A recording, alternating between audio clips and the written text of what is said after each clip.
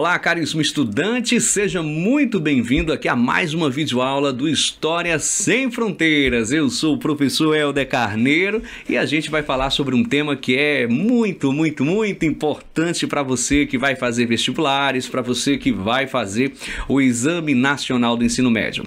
Olha só, eu vou dar algumas dicas aqui, vamos ver se você acerta qual é o tema, né? Para você ter uma ideia, a figura que nós vamos falar aqui, né, ou seja, essa importante figura política, ele se tornou um dos líderes mais poderosos da história da Europa. Para você ter uma ideia, o seu governo causou um impacto tão grande na história da França que, segundo o historiador Eric Hobsbawm, as grandes carreiras da vida pública francesa, o exército francês, o funcionalismo público, a educação e o direito, ainda tem aí, pessoal, formas que foram criadas, né, na época em que ele governou. Olha aí o impacto que esse cara causou.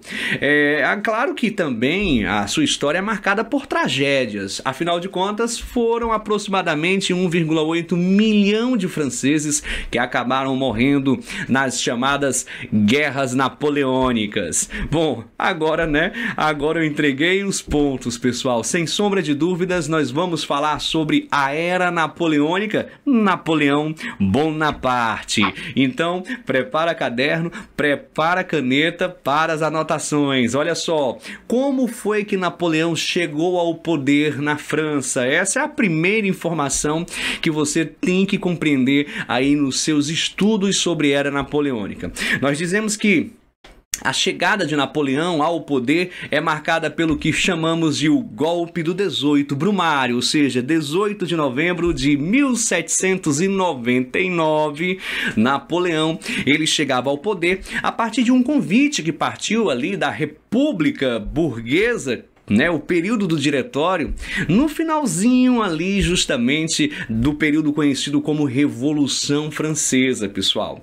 Você sabe que a Revolução Francesa, ela é considerada esse período aí de 10 anos, né, de 1789 até 1799, inclusive, para alguns historiadores, a chegada de Napoleão marcaria aí o fim, né, desse período revolucionário.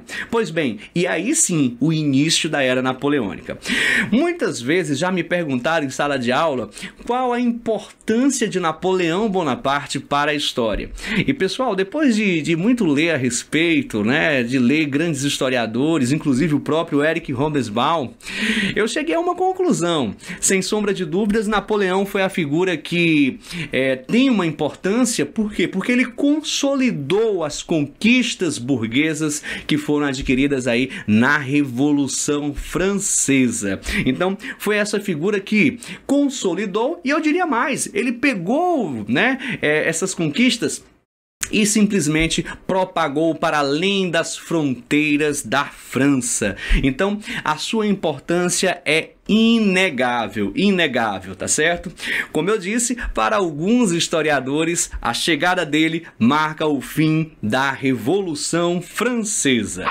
Mas, Helder, e como é que a gente vai estudar aí a Era Napoleônica? Pessoal, olha, para fins didáticos, a gente divide geralmente em duas grandes partes, se bem que tem historiador que divide em três, enfim, isso é menos importante, mas quais seriam as duas grandes partes?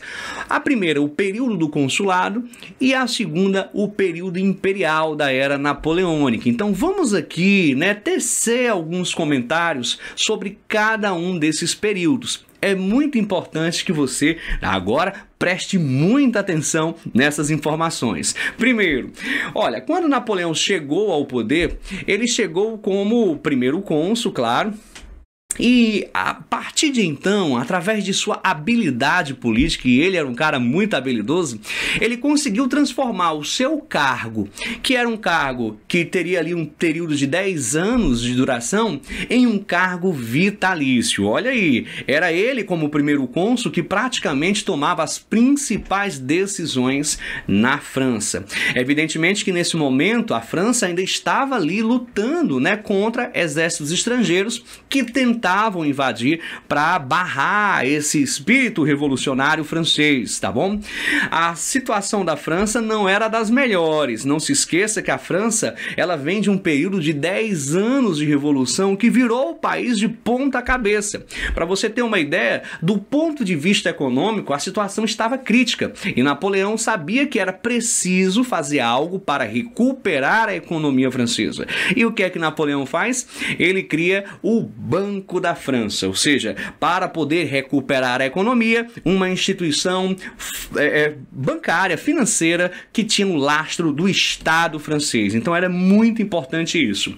Outra coisa, foi Napoleão quem colocou, gente, a França na Revolução Industrial, e isso, sem sombra de dúvidas, vai provocar aí um up, né, enorme na economia. Em pouco tempo, a França, ela consegue realmente desenvolver-se industrialmente de uma forma incrível.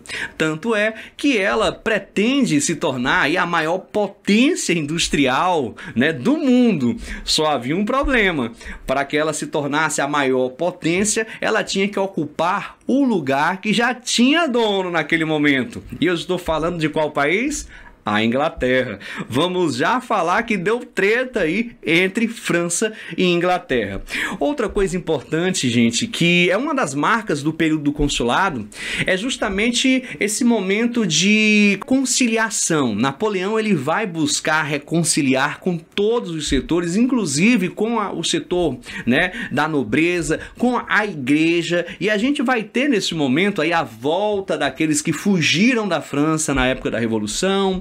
Você vai ter aí acordos com a própria igreja. A igreja, ela se torna subordinada ao Estado, é muito importante ressaltar isso, né? Os membros da igreja passam a ser remunerados pelos cofres franceses.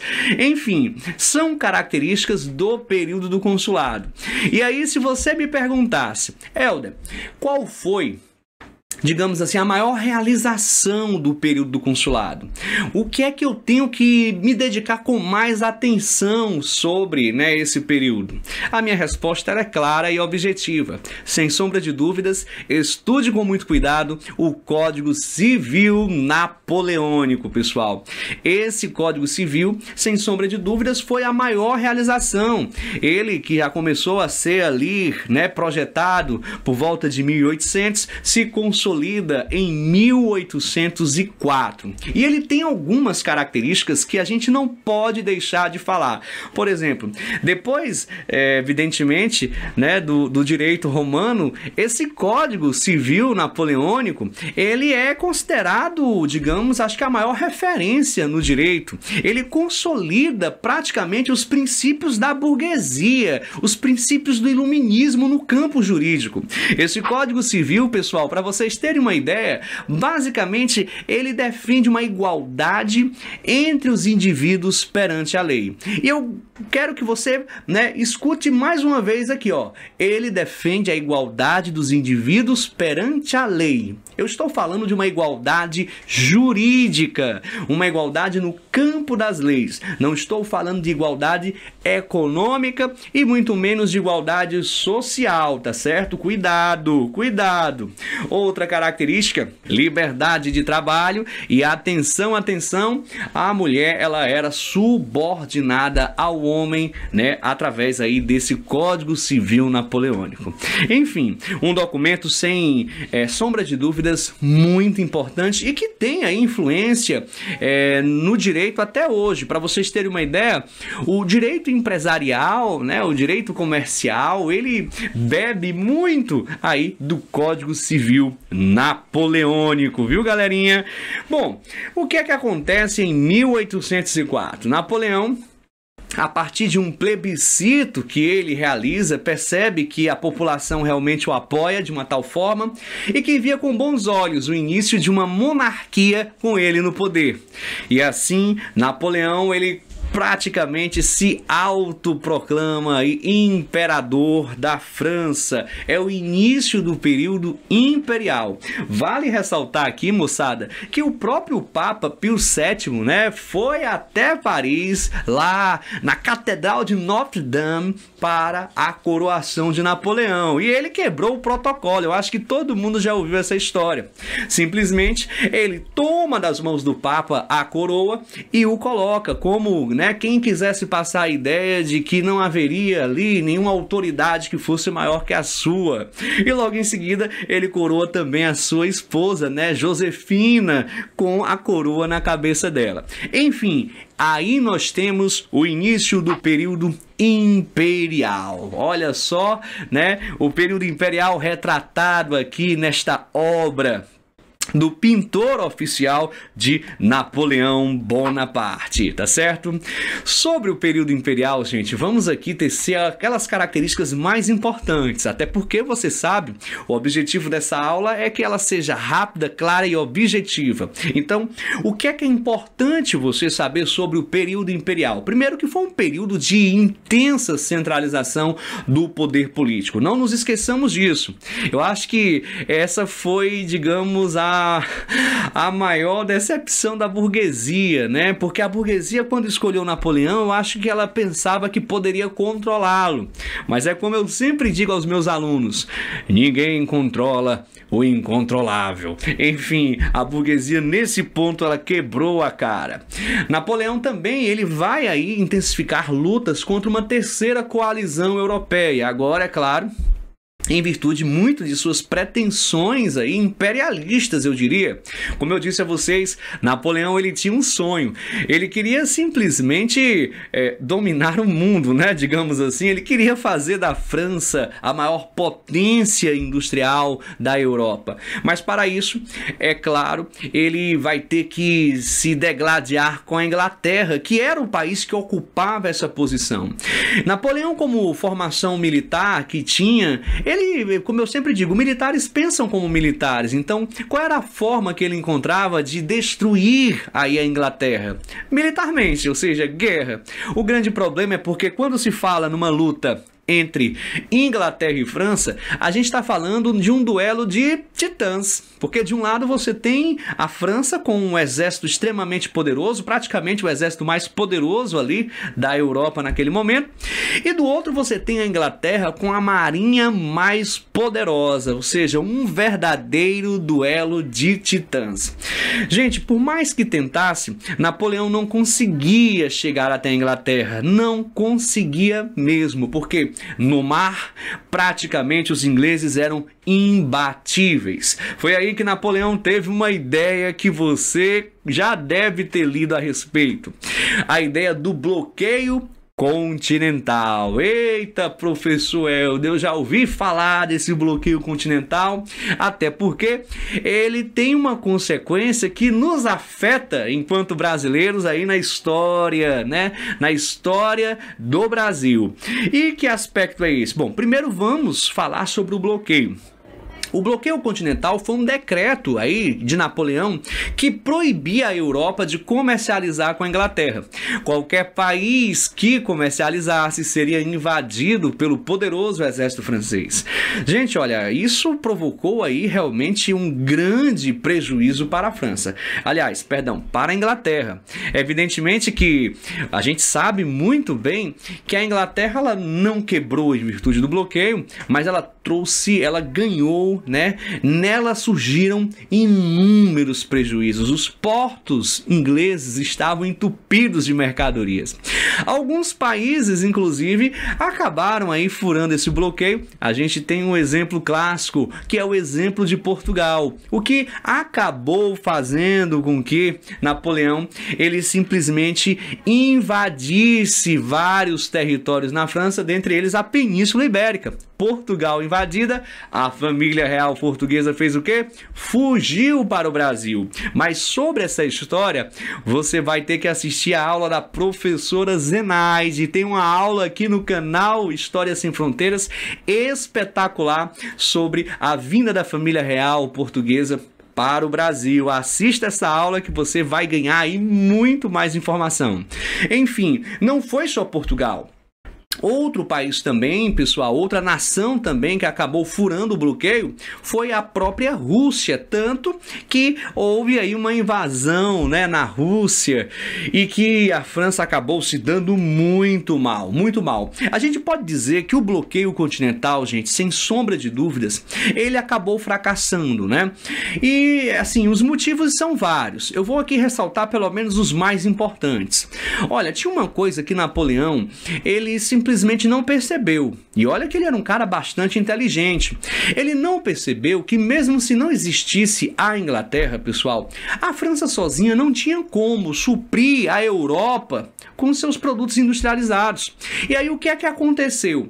Simplesmente, devido à carência de produtos industrializados, começa a ter aí furo no bloqueio, né? Ou seja, o bloqueio começa a fracassar de vez, sem falar que isso ainda alimentou um mercado negro, o que vai provocar uma alta nos preços assim avassaladoras dos produtos industrializados. Enfim, Napoleão não enxergava isso. Bom, as intervenções aí napoleônicas, evidentemente, acabou também fazendo com que a própria população visse no governo dele algo trágico, ou seja, ele começa a se tornar impopular também, principalmente em virtude do número de mortos, né, diante das guerras que os franceses tinham que travar.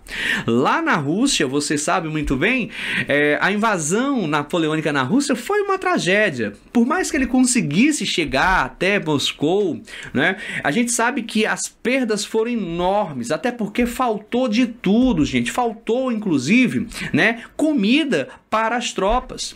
Diante dessa tragédia toda, Napoleão ordena o retorno das tropas. O retorno foi ainda pior, morreu muito mais gente no retorno para a França do que até a chegada a Moscou. Para você ter uma ideia, os russos ainda utilizavam aquelas táticas da terra arrasada, né, destruindo tudo que pudesse aí ajudar o exército inimigo, sem falar no inverno russo, que era extremamente rigoroso e que acabou aí, sem sombra de dúvidas, prejudicando ainda mais o exército francês, tá certo? Para você entender o bloqueio continental, olha só esse mapa, pessoal. Fica aqui evidente que o bloqueio continental, ele simplesmente proibia a Europa de comercializar com a Inglaterra, com a Grã-Bretanha, né, de uma forma geral, tá certo? Tranquilo, pessoal?